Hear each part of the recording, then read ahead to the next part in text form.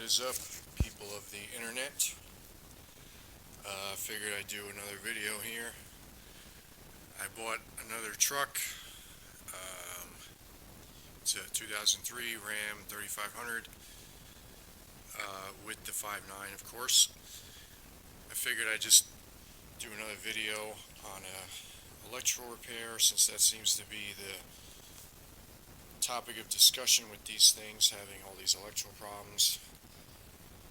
This one, after I put on my fancy Magnum rack there with it's got the brake and reverse lights in it, I come to discover that there is no right turn or brake function for the trailer lights, and that rack uses a module harness that plugs into the factory connectors.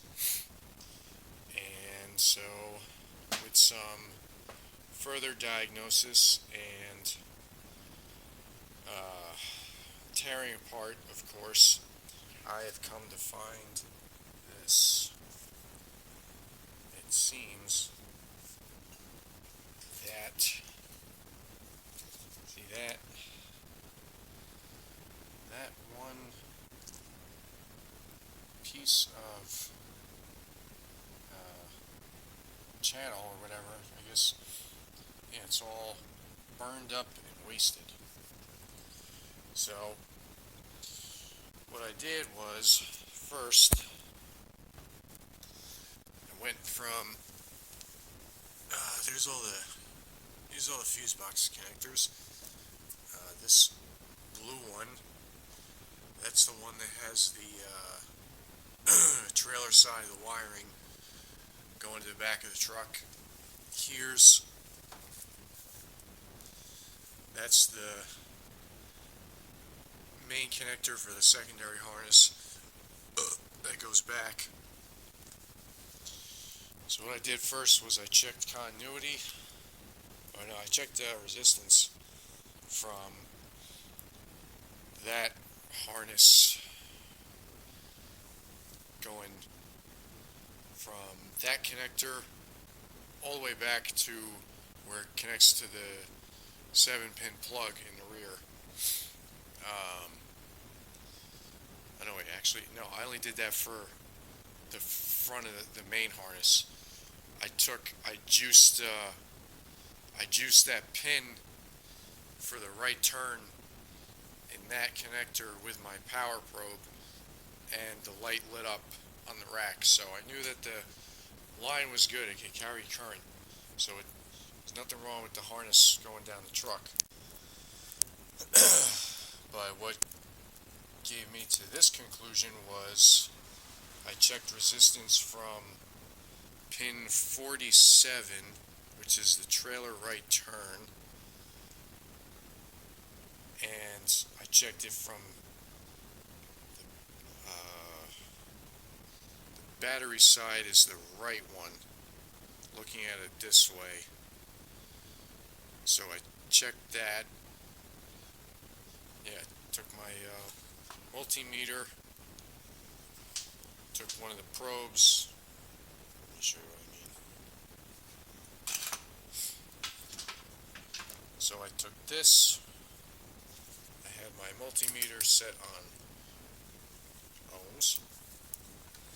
Took that, stuck it in that one, not that one, that one. Put it in there, and then I took it, put it on the end with that connected. The connector was still connected into the fuse box. So I checked it from the fuse box to the end of the harness, and I got 340 ohms.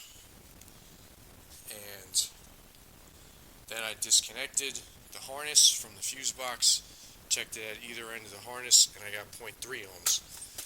So that's how I figured that there was something wrong with, or something broken or corroded or whatever in the fuse box, and lo and behold, this is what I found. Now, the good thing about this circuit board is that all the pins are labeled with what they go to. See, even for the front control module, that thing right there, it's even got the pin numbers on the solder joints. So like that one's 10, that one's 30, and then 31, 32, 11, 12. And I find out pin 34 is the one for the right turn on the front control module, which would be here. I checked that from the fuse and I got like 75 ohms or something. But as you can see on the other side, 47. I'm guessing that's the one for the fuse. And if you flip it over, it goes right to this burned out line here on the circuit board. So I'm not sure how that happened, but and even I noticed on this, on pin 46, it's all melted up in there, and that's for the trailer left turn,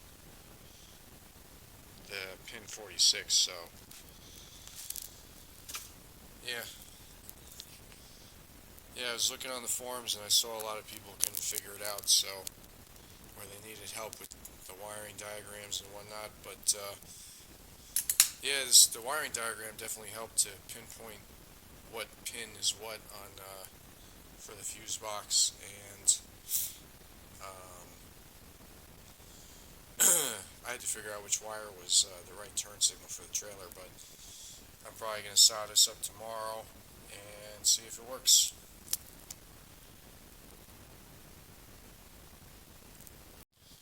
I had watched another guy's video about taking this out because he had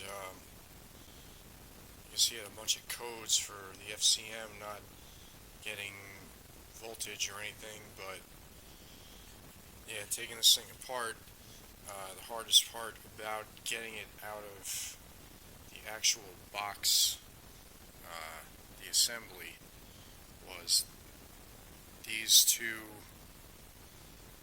Yeah, that clip right there and that one. So I actually was like fighting with this thing, see how much I've marred it up. But yeah, once you get all those clips taken out, those two, the three on the curved side here, and then you just pry it right up from the FCM connector itself. He actually had a problem where, yeah, you can see it was right in that spot on the board in his truck, because the circuit board rests on all these different pedestals, and all that dirt and stuff just gets in there. And when you drive in the rain, all the water gets in the box because it's not weather tight. And where does it sit? I guess somewhere in this thing, somewhere on here. Yeah, so when you drive in the rain and whatnot, snow, if you drive your truck in the snow, I do not, but that's how you ruin these things. Yeah, you can see like where it's wearing through, where it rests on all those little pedestals to support the board on this. So I guess that one in the top corner here for the headlights, yeah, it had a bunch of shit on there, so I wiped it off. But